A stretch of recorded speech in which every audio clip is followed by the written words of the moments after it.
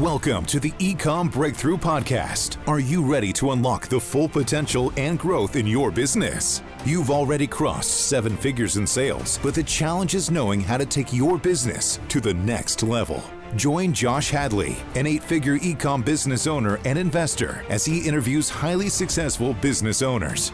Get ready, because you're going to learn specific actions you can take today to help your business reach its full potential and leave a lasting impact on the world.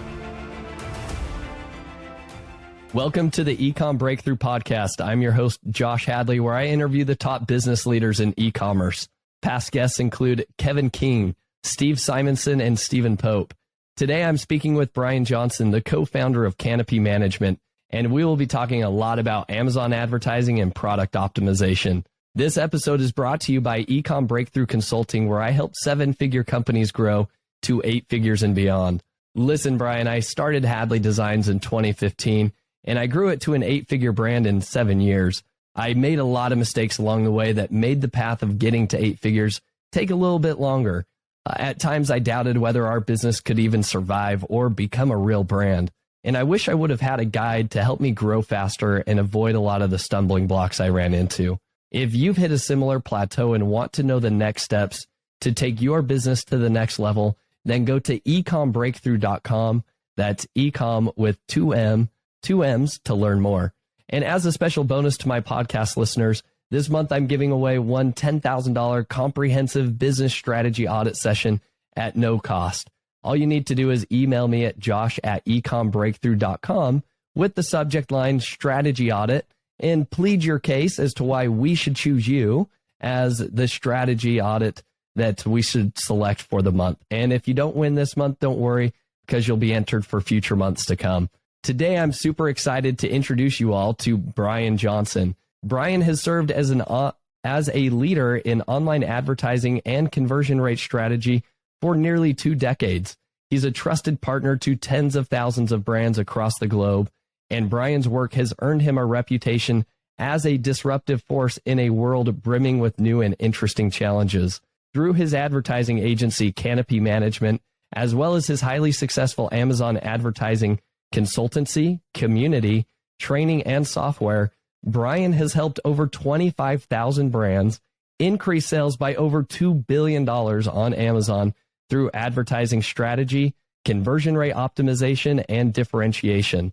The results his products and services deliver continue to put him in high demand with companies both large and small around the world. So with that introduction, Brian, I want to welcome you to the podcast. Thanks for having me. Yeah, when you put it together like that whole like here's your career in a bottle, and so it's like, man, that sounds like a lot of work. Sounds like you've been around the block a few times too, Brian. Just a few, yeah. Just going around in circles. Yeah. Hey, no, doing great things. Well, and Brian, one thing that isn't in that bio, you know, you and I have worked together. You were one of the partners I hired to run our PPC back in, what was it, 2018, I want to say. Yeah, right? Is that when right? Yeah, started, right? Yeah, you were in the first, I don't know, you were probably like... I think I was one of the first few clients. Yeah. So I watched Canopy Management grow up, and watching you guys do amazing things has been incredible. And you guys took off a huge load off my shoulders when it was just my wife and I. And man, we have 1,300 products now, and you know that's no small feat advertising that many different products. But I mean, the credit absolutely goes to you and your wife. You know, you just are a driving force as far as like rolling out new products on a regular basis and being as creative and innovative as you've been. So yeah, well done on that. Well, thank you, Brian. And again, it's a pleasure to have you on the podcast. And I know our listeners are going to be excited to hear from you because, again, across 25,000 different brands, you've been able to look under the hood of numerous Amazon businesses to see what's working, what's not working. You've worked with huge multinational, conglomerates, so to speak. And then you've also worked with small, guys that just started like me on Amazon that were just kind of figuring things out as we go, that bootstrap their business. Right. And so I would love for you to share some of those strategies with our audience that you see working and how brands stay relevant today. But before we get into all of that, Brian, why don't you give everybody just a little bit of background of like, how did you gain all of your experience to what led you ultimately to Canopy and what you're doing now? And I think what ultimately led to the success you guys are experiencing. Yeah, absolutely. So I spent a number of years in the Fortune 500 world for various companies, and there was always that strong pull of that entrepreneur pull, right? And I was always moonlighting, always doing something on the weekend. I was never the case study of the kid that would be selling candy, on the playground, in school. I wasn't that bad, but I probably had something similar that I was trying to do. But I had finally jumped over out of corporate into entrepreneurship, painfully at times, it's been 15 years now. And so I jumped over into sourcing products locally from business going out of business auctions and various liquidation sites and everything. And I spent about 7 years on Amazon. I'm sorry, not on Amazon, on eBay, sourcing and then reselling products. And then I started sourcing and reselling for multiple brands money counting equipment, like banking equipment, coin sorters and fraud detectors and cash counters and that kind of stuff. And probably one of I think it was probably like my last year maybe, I had a number of units, a number of cash machines that I had in-house. Most of the time I was just drop shipping, but in-house I had one that I had AMC Studios in New Mexico call me up one day and said like, hey, we're shooting tomorrow. We want a black money counter for the show we're shooting. I said, oh, which one? It's like, oh, you've never heard of it before. It's a new show called Breaking Bad. And I'm like, I love Breaking Bad. And they're like, you've heard of us? Because this was the beginning of season 2. And so lo and behold is that they went ahead and they paid more for overnight FedEx shipping of this money counter equipment so that they could have it in, I think it's like season 2, episode 10 or something like that, when they had like a black money counter. Okay. I had shipped that to them literally overnight so that they could have it. I mean, that's what you call just-in-time sourcing right there. But that wrapped up probably my last year before I got the call over to Amazon. Within the next couple of years, I got pulled over and realized I was a fish out of water. Didn't have a clue what I was doing, and I had jumped into at the same time as I think it was like Amazing Selling Machine 2. Okay. And they had, so it was still pretty early on. Some friends of mine that I'd known in e-commerce had pulled me over to the Amazon side. Yeah, this is great. I'm like going and said, what, for Kindles and books? I didn't have a clue back then. This was back in 2014. And so I had learned enough to source and bring to market my own product. It was like a kitchen tool. And I go to the Amazing Selling Machine 2 live event in Austin, Texas. And I'm sitting there in the audience, and there's probably, 500 to 1,000. I've got no idea how many people were actually there, but I'm sitting there in the audience, and Jason Fladian gets up on stage, and he's dynamic. In 2014, it was full on Wild West on Amazon. Yes, it was. Yeah, and he goes, you could just go in there. And it's like you can go in any niche you want, and everybody's got a broken listing, and they don't have enough images, and it's like garbage photography, and you can just easily just walk in there and do a better job. And he started showing examples of a few niches. Like, here's a few examples. You could just easily, anybody in here could just walk in and just take over that niche. And of course, one of the screens he brought up was my direct competitor. Within 2 months, I had 30 new competitors. Clearly not a whole lot of creative people in that room. And so I really, that's when I started actually innovating. I think that was that was probably the first instance where I started innovating from within the Amazon space. And so I had added on something like a cleaning brush accessory, and then within 6 months, everybody in that niche had that same cleaning brush. So I realized, innovation is creativity and innovation in the Amazon space. You got to keep moving. You can't just go like, cool, I did it. I'm protected. Good to go. It doesn't work that way. Somebody's always going to come after you with it. So I had, at the same time, this was kind of the catalyst to what I've accomplished now. And that is, I had a buddy of mine who does very well on Amazon. In fact, he told me this week that him and his wife are being they've got Amazon themselves. Amazon corporate is actually flying out to them in Arizona in order to interview them for a success story of selling on Amazon, which is pretty cool, right? And of course, they've been on a number of things like Today shows and that kind of stuff. But when I had first started consulting, which in other words is I knew 5 minutes more than what they did as far as marketing on Amazon, which was very little back then. And the problem was that they had a beauty brand that had 800 SKUs on Amazon. Back in 2014, 800 SKUs on Amazon. And they're like, going, yeah, Brian, if you could just go ahead and run this channel, like figure out how to grow the sales on this. Again, complete fish out of water, right? I had to learn fast, learn that I wanted to learn it, and I started making a dent in it, but I realized I could move faster if I could just do the advertising. So let me figure out the advertising. All right, cool. Where's the training for advertising? Crickets. Nothing. Amazon didn't even have anything. Okay, well, there's got to be people talking about it. Nobody's talking about it. No groups, no community. Software? No. Training? No. Okay, fine. That's what led me just out of my own personal need. I'm like, okay, well, let me start out and create a Facebook group, and I'll invite some people on there, and we'll get 20, 30 of us in there, and we'll mastermind together about advertising. That was the start of the Amazon PPC troubleshooting group that has it's 22,000 people, I think, just in that group alone right now. Okay. And so it's grown, regardless of what I've done. But I was always the type of person that anytime somebody asked a question, if I knew the answer, okay, I'm gonna reply.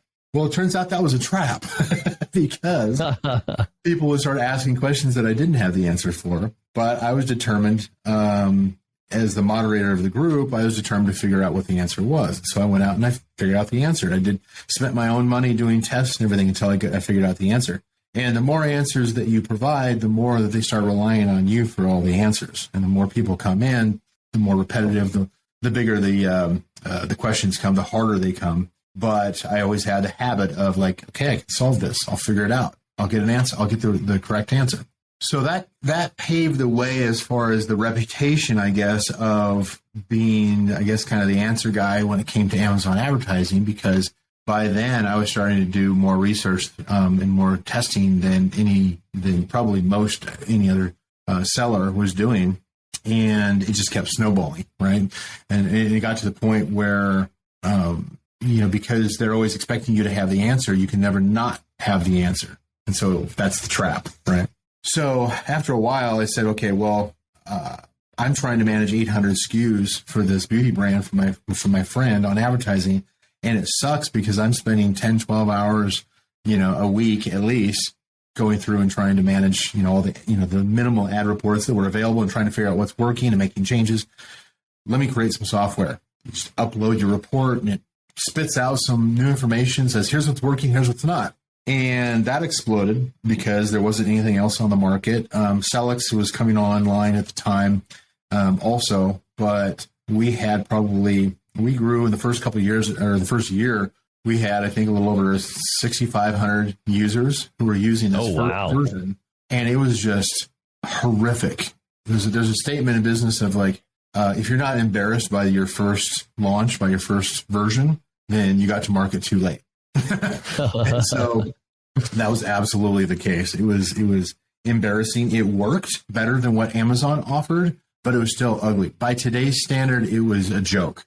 It was the equivalent of, never mind. It's insignificant compared to what's available today.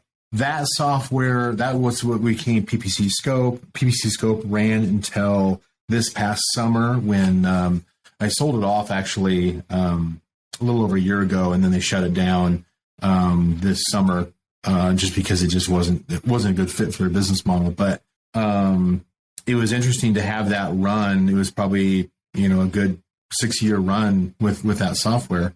During that time, to kind of evolve to the next thing, which ended up becoming what we call Sponsored Products Academy, which is the course that we did 3 different versions on, that's when I met Brian Burt, who would go on to become my partner in Sponsored Products Academy and then subsequently into Canopy Management, of which he's the CEO now.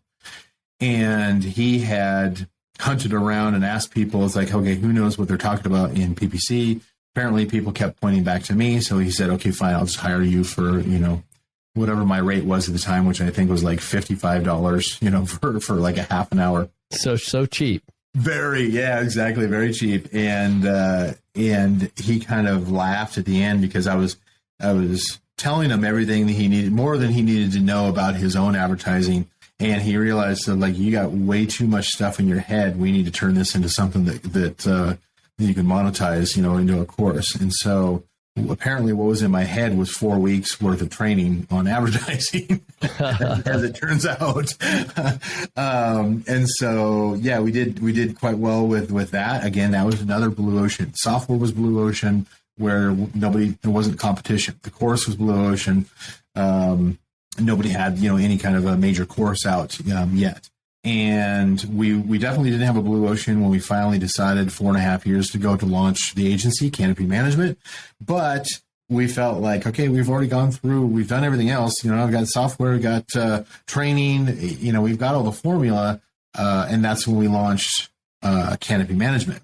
And I think you had made a comment earlier that resonated well with me, and that I'm not gonna repeat it because I'm not gonna paraphrase it, but the idea that your first year is, and periodically throughout your career in whatever business you have, it can be a train wreck at times. And I have no idea to this day how you stuck with us that first year, given how many problems we had that first year, just the growing pains and just trying to document all of our processes and get consistency down and all of our rules and strategies and everything. It was kind of a nightmare the first year, that we finally, after the first year, after we went through the CEO coaching, right?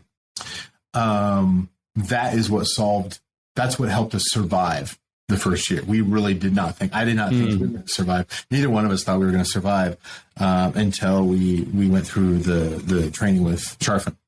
And that absolutely turned us around, got us to focus in on what was going to create consistency for our clients and our processes, SOPs, who knew? Yeah. And it didn't matter how smart that people, or I thought that I was in my own head as far as strategy. If you can't have somebody else execute on it, it's useless. And so the training wasn't enough. We had to have the processes. But once we got the processes down and then we started bulletproofing that process over time through experience, we finally got to the point where it's like, okay, we can deliver consistent results across our clients. And you, like you said earlier, is that you've seen us growing up from infancy, including the terrible twos, to what we've become today. I'm proud to say that I was glad that you stuck with us, for so long. Well, you helped to take a large, plate off my shoulders, because managing PPC was a beast for me. And again, it was just my wife and I at the time. And so, it has been fun watching you guys grow as we went through that. But ultimately, I think I was one of the people in your earlier group, right? As you were talking about, you had kind of built this community, you had your training platform. I remember looking for like PPC related like training courses there at the time. This was probably back in like 2016. There was not a lot out there. 2016, 2017. And like yours was like the only one that I kept like getting pointed to. And so similarly, I remember this is going back to the time when the only way you could get the sponsored brand image at the top of the page was if you got into Vendor Central, right? Right. Yeah. And that was like your hack. And I was like, this guy's genius, right? And I think it was probably like maybe like 6 months after that when they started like rolling that out to, the third party sellers and stuff like that. But I remember that's where kind of I was like, oh, this guy's super smart. But your stuff when it comes to Amazon advertising, and now you've gotten even more breadth of knowledge with optimization and all of that stuff. So I would really love to dive in to maybe some case studies, but ideally knowing that our audience are, 7-figure sellers, or they've already established some success on Amazon. You've seen both small and huge brands, right? Some brands with like an unlimited budget come to you, say, just dominate everything for me. Yeah. So one of the questions I want to ask you, Brian, is like, what would be your recommendation and advice for, a 7-figure seller that wants to continue to grow to 8 figures and beyond? What should they be doing now as it relates to advertising specifically, with Amazon just getting more and more competitive every day? I used to always answer with advertising because that was my subject matter expertise, right? But then when I started getting really passionate about buyer behavior and conversion rate optimization and buyer psychology and differentiation and some of these kind of concepts, I realized that was that was the prerequisite to advertising. Even for brands that are already heavily advertising, it's like, we don't need to do all that kind of stuff because we're already selling. But you're in an environment where the ad costs continue to go up. It continues to get more expensive in order to maintain what you're doing. You're starting to see where the relationship between your ad costs and your total sales is continuing to increase rather than decrease like you want it to. And you're always fighting against competition that is continually adapting. They're continually pivoting. They're either emulating you, or they're emulating somebody next to you. And because of that, the emulation model that is commonly taught among courses in the Amazon space, plus a lot of the tools that say, hey, here's who's successful, just do what they do. And frankly, there's a high portion of sellers that simply, it's like, this is a side business for me, or this is a startup. I'm not going to reinvent the wheel and try to be creative. I'm just going to copy what works out there. And there might be a certain amount of laziness in there, but more than likely, they simply just don't have the self-confidence to say, hey, I'm going to break out on my own and do something different, boldly go, where nobody else is. Yeah. Right? But without a doubt, I can walk into any niche on Amazon and immediately see what are the weaknesses, the gaps of the brands that are competing in that same space, and know how to exploit that. It sounds kind of like a bad thing, but how to take advantage of their mistakes and in connecting with their target audience, and actually do put the things in place that are correct in order to speak to their target audience, to get their attention, catch the eye of the shopper, to pull in their interest through things like the image and the title in order to pull them through to the product listing, in order to pull them away from a lot of that competition. Yeah. And then, of course, in the listing itself is to answer the key questions that gets them to nod their head saying, yes, I want that, I want that, I want that. Ultimately, they're going to make a purchase decision. That has the effect of sometimes dramatically, but certainly on a regular basis, increases the conversion rate for the product. Not only the visibility, the sessions, the traffic going to a product, but also the conversion rate. That combination obviously creates a lot more sales, and the profitability allows you to either become profitable in your advertising or even more aggressive in your advertising if you choose to do so. It is, I would say that probably when you transition from being a 7-figure seller up to an 8-figure, 9-figure seller is when you're starting to transition away from, here is, basic campaign structure and basic like tactics when it comes to the product or seller central or vendor central. When you move into the 8-figure, 9-figure, you start getting into the organizational challenges that you're trying to solve. You're trying to solve for, logistical bottlenecks, your, staffing problems, all the things that, that you and I have talked about as far as that Sharfen teaches, as far as like going to the next level, and each level becomes a ceiling that you've got to solve everything underneath it before you can break through to the next level. And most brands, they may have got a great product and a great catalog, but they have to solve a number of things as leaders and with their leadership team and how their whole team operates in order to get to the next level, to break through. And so certainly for those who are still trying to maximize everything about their product and their Seller Central account and everything, their catalog, always start with revisiting. Can you differentiate your, I know you can, but it's kind of a rhetorical question, but can you differentiate your product from the rest of your competitors for that search and give shoppers a reason to be curious or compelled to come through your product listing? Usually that's benefit or feature driven. And then, of course, answer the question, what's in it for me, multiple times on your product listing so that they understand instantly, not through a long, reading a long, text block or making them figure it out, but just handing it to them. What's in it for me in order to, if I buy this product? That is the by far the greatest impact that I have seen when it comes to sales and profitability in the Amazon space. Very interesting. And I think that necessarily wasn't going to be the answer I was expecting to hear. And I don't think it's the strategy or tips that people are like, oh, I want the newest hack. Right. And you're like, well, no, you got to be creative, and it's kind of going back to the basics. But like you said, it is a prerequisite. What I would love to do, Brian, is, are there any case studies that come to your mind, or maybe just some examples of, like, let's dive into that, like, differentiation. Like, can you give us a few different niches and just like hypotheticals, even if we don't have case studies, to say, hey, like, this is how to approach, differentiation. Because I think that this is important too, as people establish their brands, and maybe as they look to get into new product categories, right? And extend their product line.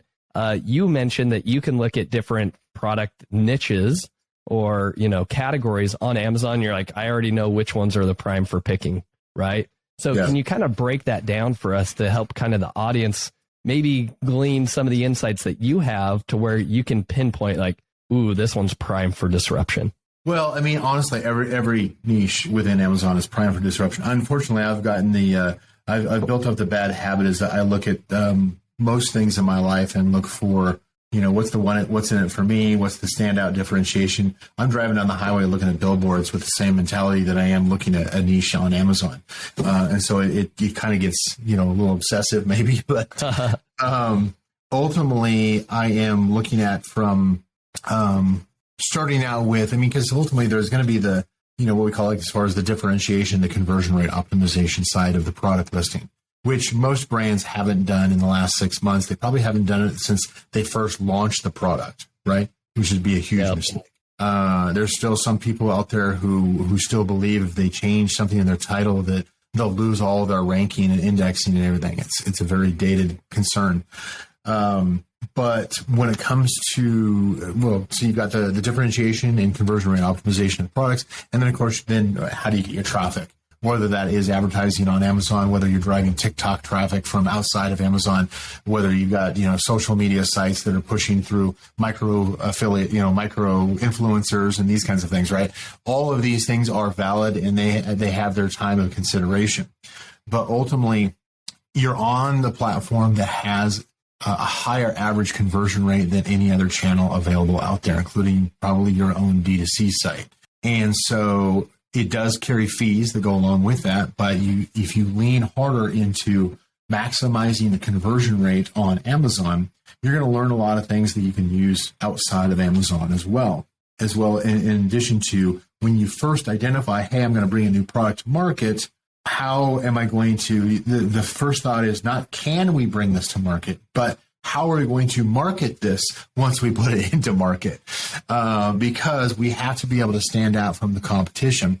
Some examples on this is, it could be as simple as if there's a common pattern that occurs among the search results. Let's say you take your favorite search term or your one that converts the most for your product, and you look at the search results to come back. There's usually a couple of things that come up. First one's going to be, are the products that Amazon chooses to bring back to the shopper for that search term, are they all similar? Are they similar to your product? Second one, or is it a mix of other products that just happen to use the same search term? So there's a matter of relevance there. The second one is going to be, are they going to bring back products that are a similar price point to you? if you're coming in and you've got a $200 product and everybody else has a $50 product, and Amazon's primarily just showing the $20 to $50 products, and then you're kind of this outlier trying to fit into with a $200 product, you're either going to stand out very well, or you're going to be just ignored just out of sheer just like miss as far as relevance, as far as your target audience.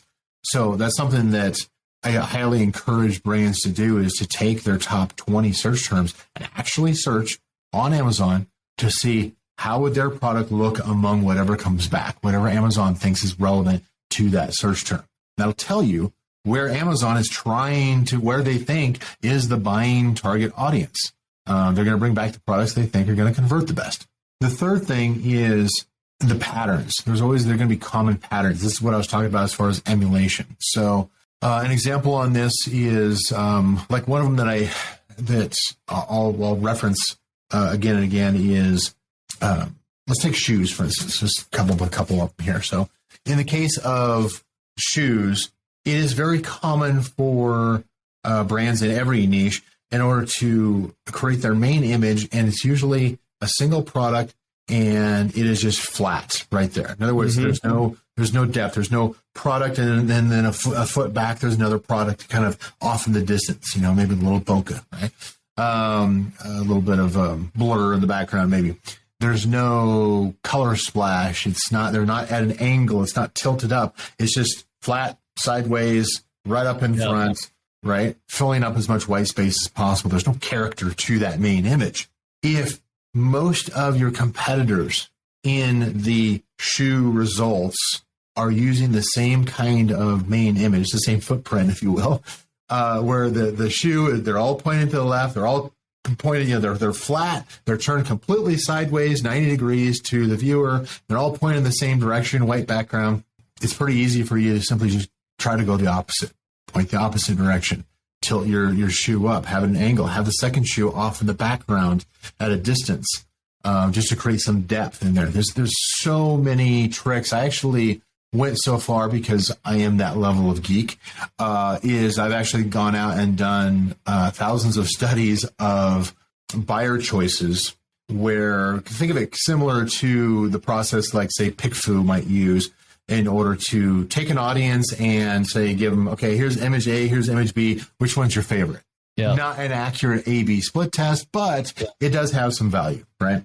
So same kind of thing that I did on other platforms is simply just, it was a little simpler than that. It was more about the human eye and which product did you notice first? And it was just like, a whole series of images, for instance. Which product did you notice first? Which one did you notice second? Why? And did that thousands of times. And there was common patterns that we learned that simply just draws the human eye on a page like that, the result page, first, second, third. First one was always motion. So that was never really a consideration in the Amazon space, because, of course, the only thing with motion would have been the sponsored brand video ad, and that's below the fold. Not now. Now you can get a video up in headline ads. If you've got it, grab it. Do it. Because that's the first thing that people notice is motion. The second thing that grabs their attention is a bright, high contrast pop of color. Bright red, blue, green, yellow, whatever. That kind of color pop, when it is among a lack of that color. In other words, if everybody's got a red product, yours being red is not going to be noticed. But if everybody's black and you've got a black product, but you put a red apple in there, or you've got a red box behind it, or some kind of accent behind, some blue, accessory or something like that behind it that creates an additional color pop in the image, it just naturally draws the eye of the shopper. So that's kind of the shoe example of how did we get more people to stop their scroll on their mobile phone, right? In order to stop for a split second to look at the image, and therefore then look at the title. And then we use the title in order to hook them over to the listing. Another one that grabs people's eyes is clean versus clutter. Think of like kitchen. Think of like kitchen pots and pans, right? You got a set of like 3 frying pans and 3 pots and ladles and lids and all that kind of stuff. Yeah, it is very common for brands to want to force value all the way up front on the main image by saying, oh, well, here's our main product, but then we have these 12 accessories that go along with it. I'm going to cram all of that into my main image, and it's all going to be just dense, packed in there on the main image. And look at all the value we're giving you. And somebody has enough sales where they create success, and then everybody else emulates that. Not a whole lot of originality there. So true. So true. And I'm going to piggyback off of that and let you continue, because we saw that in one of the most recent product opportunities that we went into. We said, wow, look at everything all these people are trying to provide. There's we're including 10,000 markers, plus we're including 10,000 stickers. And all of a sudden, what's funny is somebody initially started doing that, and then everybody just started copying. And my wife and I, as we looked at that kind of opportunity, we were like, holy smokes, this is just overwhelming and just filled with clutter. And so what we did is we actually took out sorry, you're not getting 10,000 stickers. Sorry, you're not getting a bunch of markers.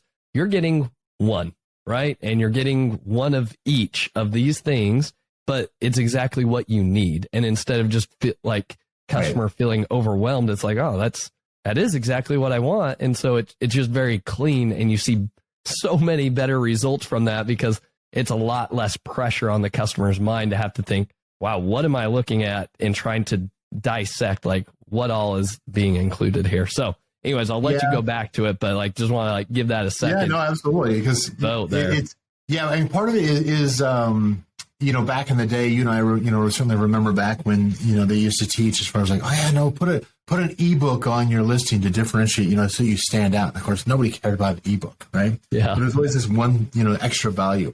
And I think that kind of, if you sell, a kitchen tool, have a cleaning brush or a case or something like that, right? A stand for it. And I think that just continued to perpetuate more and more and more until people are going to say, well, I got to have everything on there to show value. But from a shopper, there's a couple of rules that we typically have regarding conversion rate optimization. That is the introducing confusion or introducing doubt is going to slow down the buying process, the decision process of a shopper, and that's going to slow down or even inhibit them buying the product, because if they're confused, they don't buy. If they have doubt, they don't buy, right? Yeah. And so that's one of the reasons why, low-hanging fruit of if you've got bad English, misspellings throughout your listings, that slows down the buyer. A slowing buyer is not going to purchase. If you have too many variations, we see this a lot in, let's say, a baby niche, for instance, like baby bibs, and they've got different patterns and sayings and colors and sizes and quantity packages, and then everybody's got a different design because it's oh, well, I don't like those designs. I'm going to come up with my own. And then imagine the results of baby bibs on Amazon. You can do that search, and everybody is here's all these different, here's 15 different designs and 12 sizes. And if you click in the listings, here's 19 more variations, child variations of those thing combinations. And you're just so overwhelming the consumer that they get into this paralysis by analysis where they can't make a decision because there's too many options in front of them. So I love what you did there. It's instead of 10,000, we're going to be what do you actually want? What do you actually need, right? It's not to say that you can't offer that value within the listing, but in a situation where all your competition is pushing this cluttered main image, and it's just rows and rows of cluttered main images, be the one that has this massive amount of white space.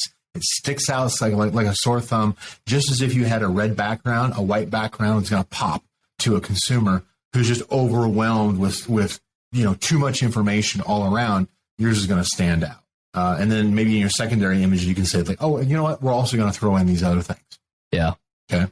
But you got to catch their attention first before you can get them to appreciate the value within your listing later. Yeah.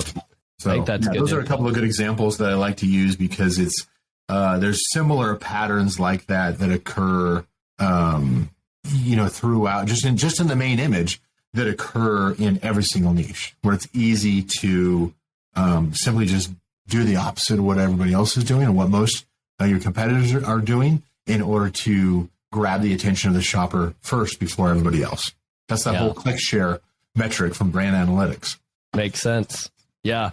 Hey, that's a lot of value that you just shared there. I'm also curious, going back to the variation question there, or point that you pointed out, that sometimes too many variations is that analysis by paralysis, right? Yeah. And then the customer just leaves. You might think you're like, oh, look, I've got 20 different designs for you to choose from. This is great, right? And it's like, no, probably not. So have you found a magical number for like variations on a listing that you would recommend? Well, it can't simply just be a different flavor of the day, right? I think that you and your wife mastered this in that you came out with different different designs.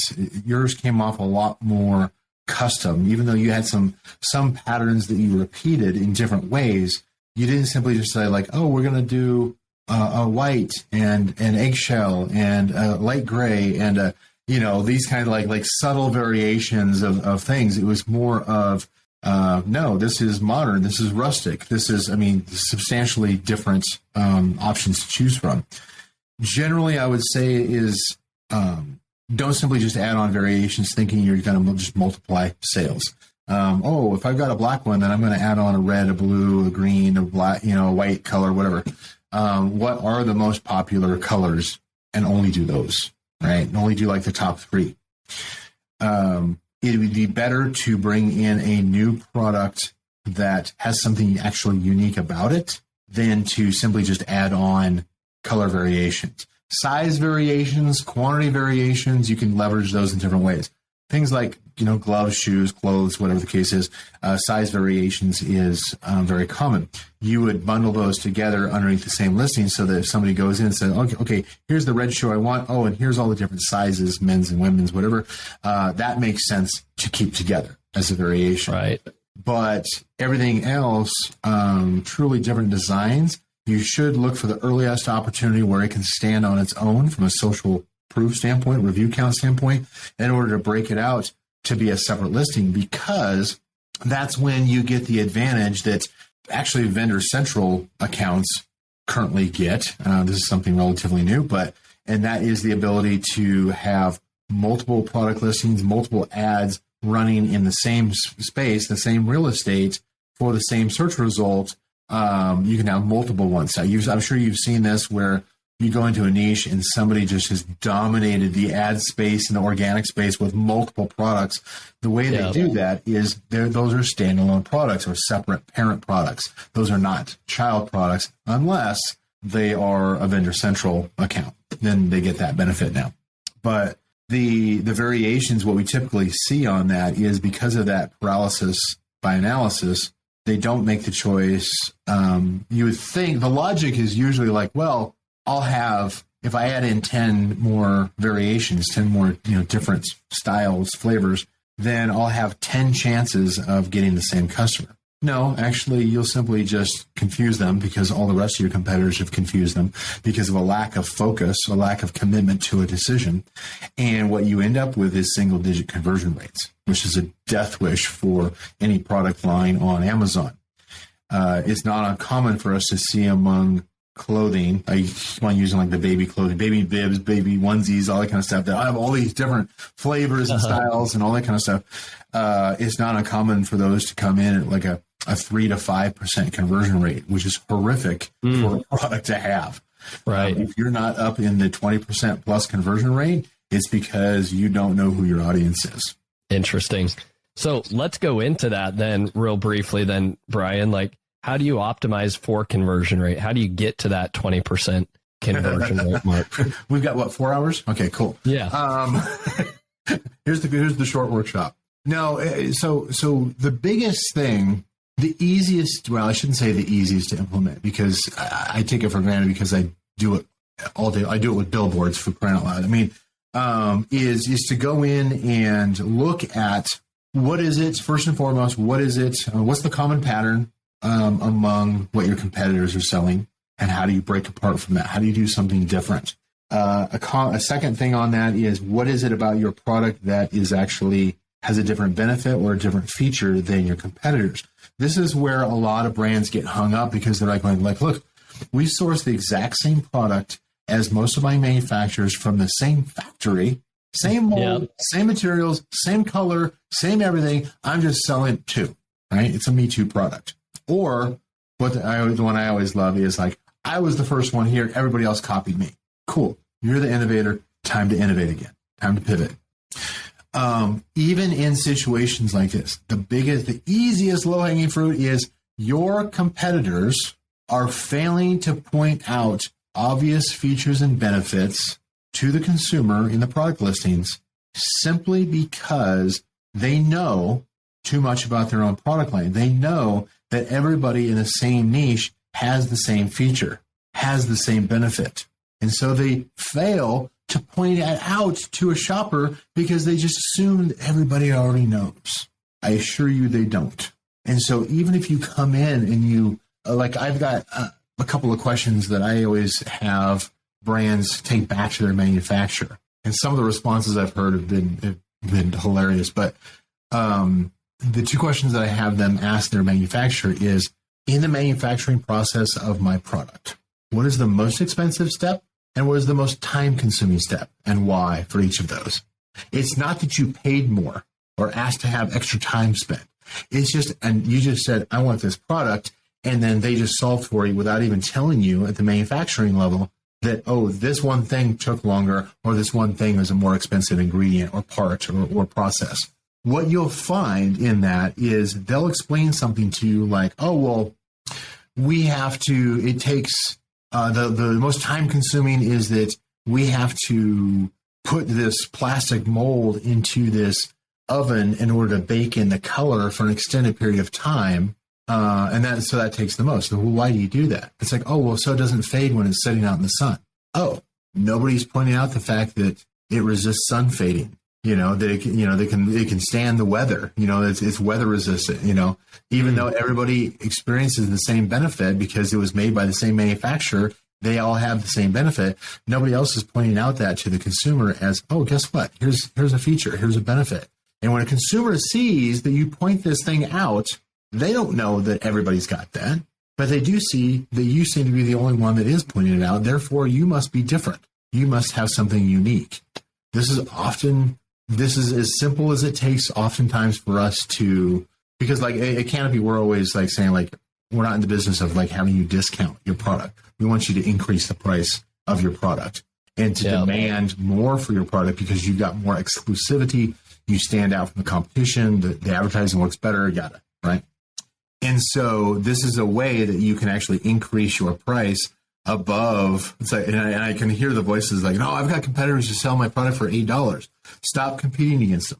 Find these things that separate, either understand better than them what the pain is that you're solving for a consumer and put it in a language that a consumer understands in simplistic terms. Replace things like industry acronyms with a couple of words that actually explains what it does, what's the benefit. One that I use on that is there's an industry code for fire resistance called UL94. And products that are fire resistant, they love to, because it's nice and short, it's only 4 letters, they put it in their title, UL94, UL94.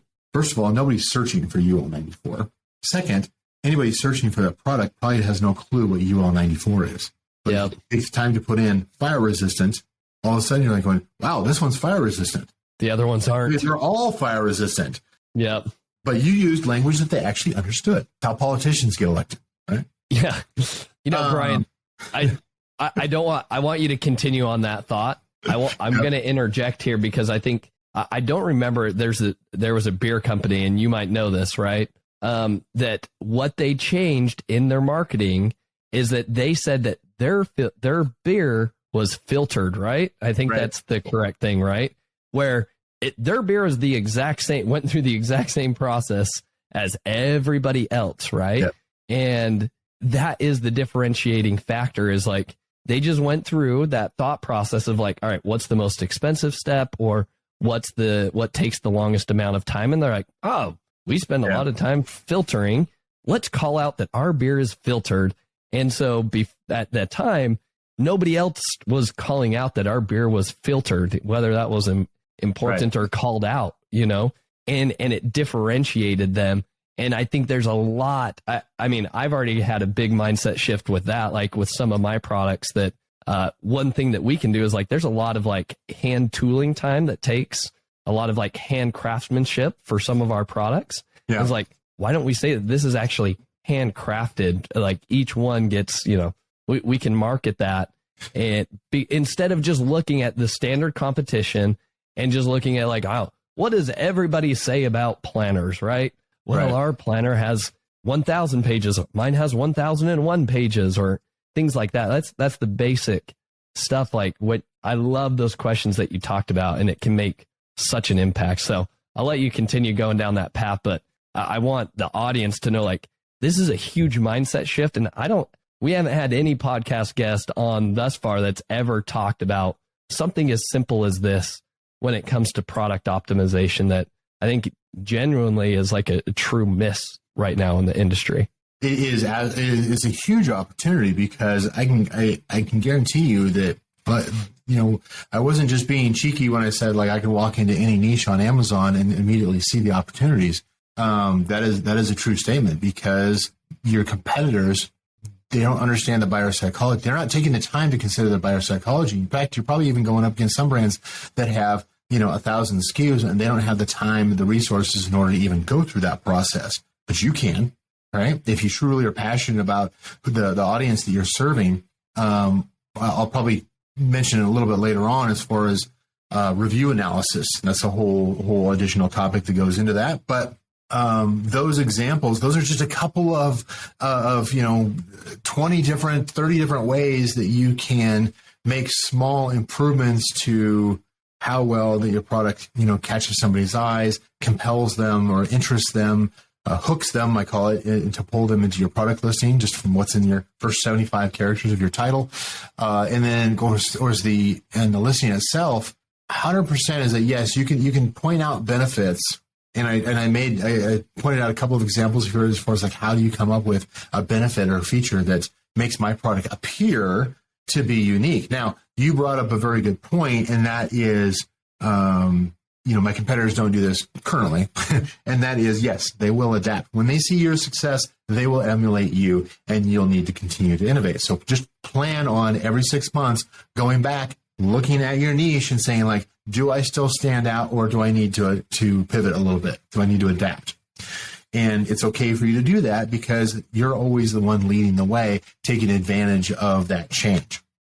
On the listing itself, absolute no question. You can have as much text as you want, as much images, videos, whatever the case is. But if you're not answering right near the top in the secondary images, in the bullet points, in the A+ content, it's going to show up differently depending on what device that you're on anyway.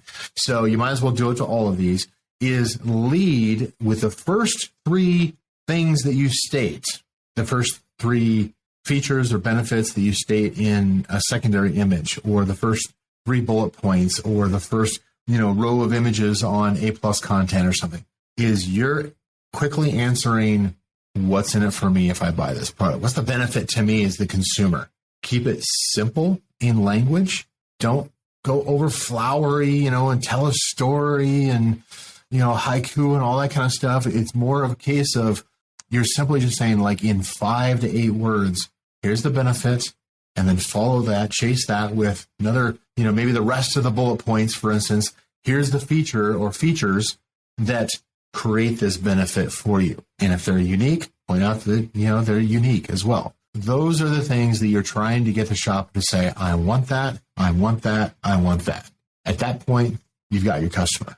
Before that, if you're making them work, if you're making them read through and you're telling your story and you're talking about stuff they don't care, like we donate 5% to the blah, blah, blah organization, they don't care. What they care about is when I get this product. It sounds selfish, but it works from a conversion rate standpoint, which is what you're trying to do. And that is just hand it to them. Here is the pain that we're going to solve, or here's the thing that's going to solve your pain. Here's the benefit to you. Here's how we're going to do it. Certain niches, certain categories have some other requirements to, like beauty, for instance, requires things like brand pedigree to be mentioned, that kind of stuff. And that's a different topic there. But in general, the what's in it for me is absolutely the number one I won't say the easiest thing to implement, but the number one biggest impact on conversion rate is coming in quickly with some very succinct, really easy to read and understand within 5 seconds. What's the benefit to me? Number one, number two, number three. I love it. Brian, we could go on for the next 4 hours. Let's just keep it At going. least, yeah. I got you booked for the next 4 hours, right? Is that not what the calendar said?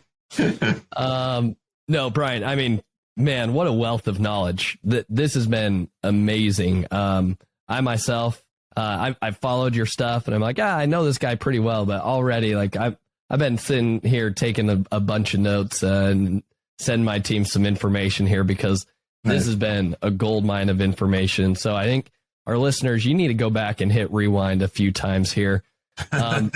Brian, before I ask you the final 3 questions, I always ask our guests, I do love to leave the audience with 3 actionable takeaways from each episode. So here are 3 takeaways that I noted, Brian. Let me know if you think I'm missing something. Okay. But number 1, you got to think of your brand and your products as, how am I going to innovate or differentiate my product listing? Yeah. Long gone are the days of creating Me Too products and saying, hey, the spatula niche looks awesome on Amazon. I'll just go create another spatula. Now, if you can come up with a brand new type of spatula that nobody's ever seen before, that's where the innovation is required. And I think that people need to get comfortable in innovating all the time. So my action item here for our listeners is also kind of a mindset shift of like, Amazon and e-commerce in general is not a passive income stream. Because as you mentioned, you might have come out with a new and innovative product, right? Now, if you can get a design patent or a utility patent on it, that's one thing. But 6 months down the road, you're going to have people knocking you off no matter what. So you need to continue to innovate. This is not a set it and forget it strategy. So I think that's kind of action item number 1 is like always be innovating. You can't just set it and forget it. Right. Action item number 2 is you need to go into those top search terms for your particular product and do the top 20 search terms and actually look at the listings, see what Amazon is pulling up. And you need to just evaluate, do my listings just blend in with the sea of everybody else? Because if they do, you need to continue to innovate there. I think you mentioned like looking for patterns and trying to be, how do you stand out, right? How do you break that pattern with your own product? Yeah. Yeah. And you used some great examples there, right? With the shoes or having a red background, or in the case of an oversaturation of content, maybe the white clean background will make a big difference. Yeah, and when we say red background, it could be just like a red box that's in the background, a foot behind the, so there's, so it's not breaking terms of service by having, it's like, oh, that's not a white background. I want to hear it. Yeah, that's true. Yeah, we'll clarify that. Red background. Everybody's like, wait, did Brian just say we could add red backgrounds? No. No, Amazon will tell you. Thinking of how you can innovate, though, within the terms of service, right, for your product listings, okay? Breaking that pattern. And then third, last but not least, is think about what's in it for me for the end customer. When you come up with your copy, when you come up with your secondary images, if you don't have that thought process in mind of what's in it for me and your first couple bullets and your title and the first 2 images of your listing don't immediately answer, like, how is the customer going to resolve their pain point from purchasing this product, then you're going to lose. Because at the end of the day, there's a Harvard Business study. It goes back to Wendy's was trying to understand why most of their Frosty purchases were being done actually in the morning, contrary to belief. Like they were trying to figure out, like, why are so many Frosties being purchased in the morning? What they found out is they actually interviewed their customers, right? And they're like, why are you buying this Frosty in the morning? What they found out is that people were doing it to kind of pass the time by while they were sitting in traffic, and their Frosty was a good consistency where it didn't go away too quick like a drink, right? But it wasn't too chunky and it was easy to sip on and still pay attention to the road. Right. And so, Wendy's doubled down on kind of the thickness of their Frosty because they understood that, they're kind of using this to kind of pass the time by. It's awesome. Clean. So that's what I mean by like, even Wendy's is doing that, and it changed the way that they kind of formulated their product. That's the same thing that we need to be doing and understanding, like, what is the customer hiring or purchasing our product to solve, because they're solving something in their life, whether it's boredom or whether it's, to not forget something or who knows what it is, but you can understand that. And I think that goes into reviews, and you can dive deeper there with customers. So I think there could be. Go ahead, Brian. What else? Into the Wendy's thing. So I also, and this actually is apropos because in part because I don't think, I've got an example here, but I want to show an example where Wendy's actually failed also. All right. And the reason for that is because I don't want people to think it's like, oh, well, I'm not Wendy's. I don't have, some pedigree of education, Ivy League, all that kind of stuff, right? None of that.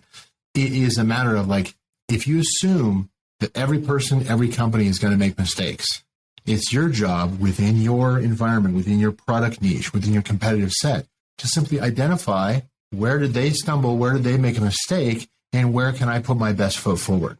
That's part of the differentiation and standing out. The example that I kind of bring up on that is that was brilliant for Wendy's to figure that out. Now, I like Wendy's. One of my local Wendy's restaurants nearby, during the summer, in the evening, I would go in there and I'd stick my head in the door and say, "Are you guys open?" Like, "Yeah, of course we're open." I can't tell because it's pitch black on the outside. Corporate makes us tint the windows to keep the air conditioning costs down. You guys look closed. That's why there's one car in the drive-thru. And they're like, "Yeah, corporate doesn't allow us to change that." We actually the managers of that restaurant actually put in an open neon sign, and corporate made them take it down because it didn't fit. It didn't conform. But they had these really dark windows in order to save against the Texas heat, to reduce the cost of air conditioning. And yet they were killing their business by half in the evening because people didn't even think that they're open. Look dark inside. So those are kind of the things that you can, if you observe it, jump on it. you know? If you're a competitor, jump all over it. Yeah, you build the McDonald's next to Wendy's, and you're like, well, we're open, right? Well, Texas, of course, we've got Whataburger, and Whataburger is right next to Wendy's. Whataburger's got a line going around the block, 2 lanes. Yep.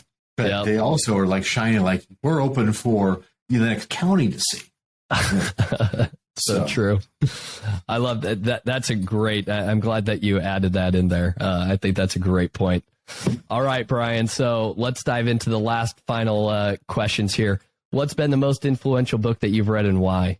I've got a number of them that I'm reading right now. To narrow it down, I'm still going to lean into Never Split the Difference from Chris Voss.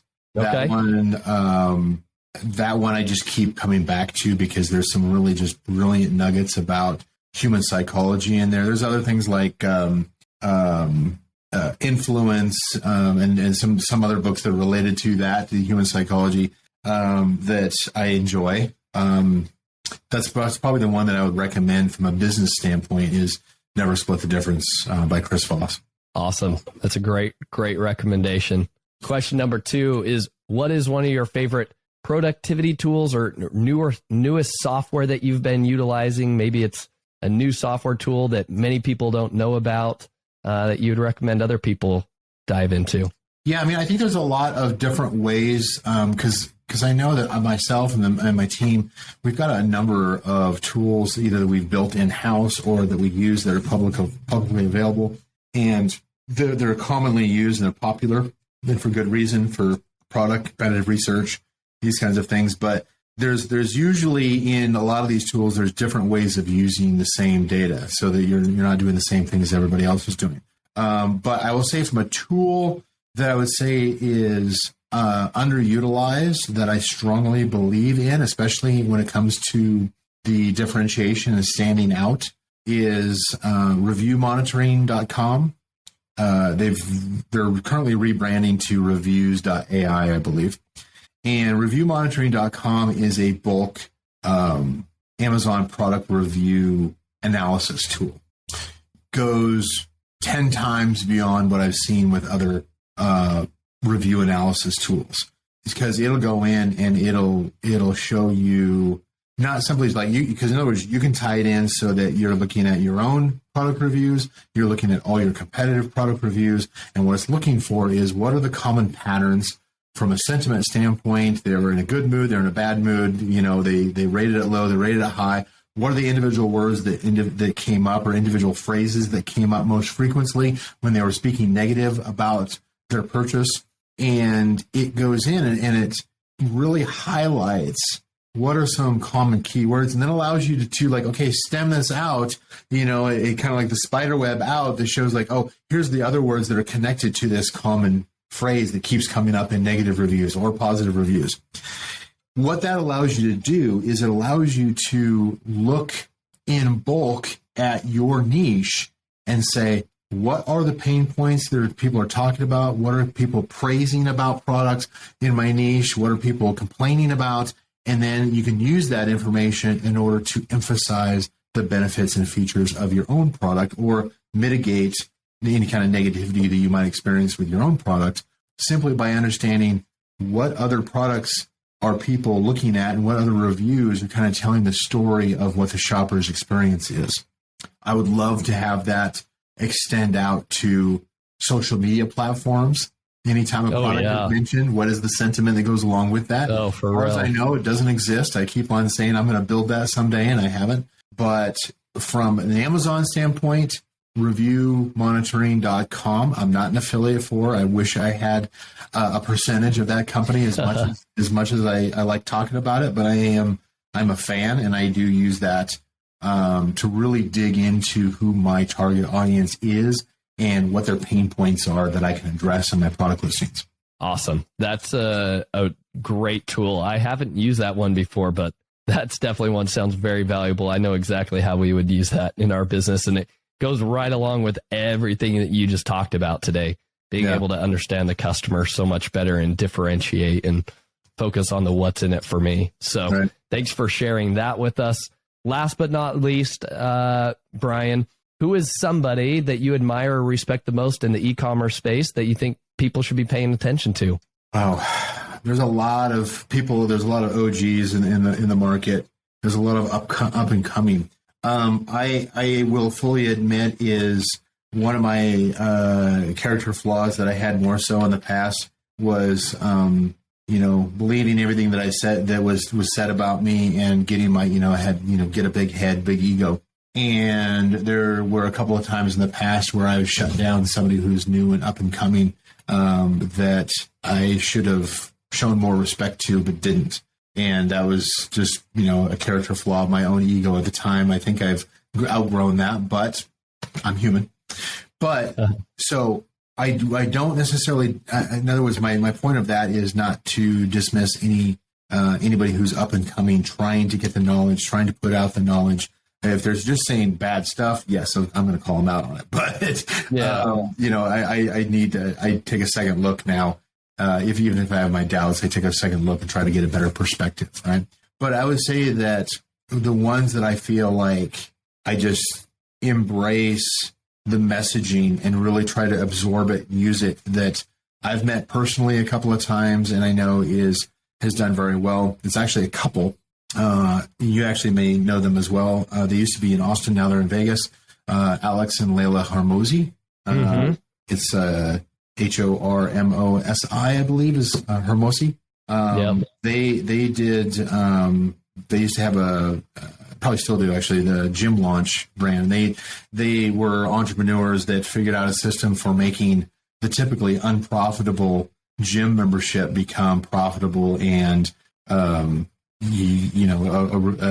business model that actually works, which is very uncommon among gyms and martial arts studios and all that kind of stuff. But the amount I've seen them grow over the years, and they've just become more and more brilliant the more success that they've had, and they've got great hearts and they're willing to share it. I know Alex, for instance, has a YouTube channel where he'll talk about some of the things. And then, of course, his wife, Layla, is a brilliant person to listen to, especially for those who are in the 8, 9, 10-figure businesses.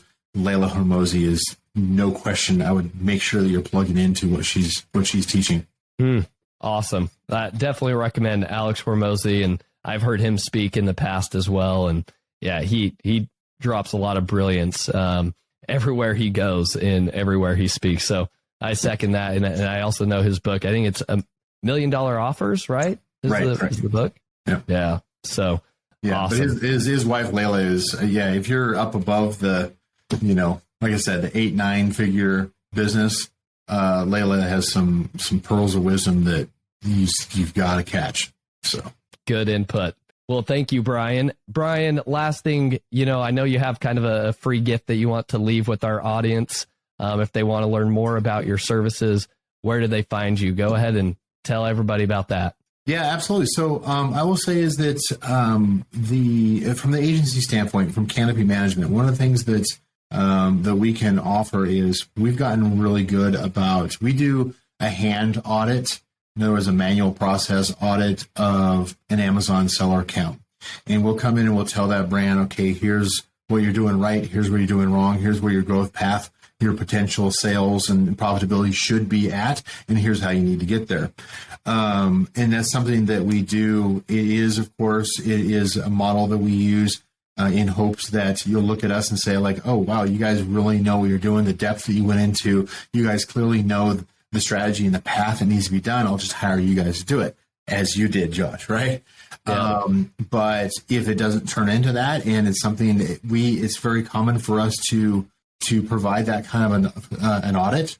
They say like, cool, thanks for the information. They may choose somebody else. A year later, they come right back. So we know that, there's a lifetime value of simply providing that kind of, value to people within our community and their brands. And so that is something that we can offer, certainly for your listeners, is to just go out to canopymanagement.com and just ask for that strategy session. Awesome. And where can people follow you, Brian? You know what? So I'm on social media. I'm not currently, I'm done for 2022 as far as the speaking stage goes. So I'm not doing any, obviously I think yours is actually probably the last one that I'm doing, even from an online, podcast kind of standpoint too. So I'm going to take the rest of the year off. So well deserved. Yeah, but I would say that certainly the most common way. I mean, I'm on Facebook and LinkedIn. You can look up Canopy Management or Brian R. Johnson on LinkedIn, for instance, and reach out to me there. I'm in multiple places. I've got a YouTube channel that hasn't been updated in a while, but it still has some great content on it. Or frankly, if you want to just email me at brian@canopymanagement.com, I'll receive it. Easy enough. So, well, Brian, thanks so much for joining us today. You've dropped a lot of knowledge with us all. And so I encourage our listeners to go follow you and check out your stuff moving forward. But thanks for joining us today. Glad to be here. I had a lot of fun. Thank you. Thank you for listening. Visit EcomBreakthrough.com for more information. If you've enjoyed today's episode, the best way you can show your appreciation is by clicking the subscribe button and quickly leaving a review. See you again next time.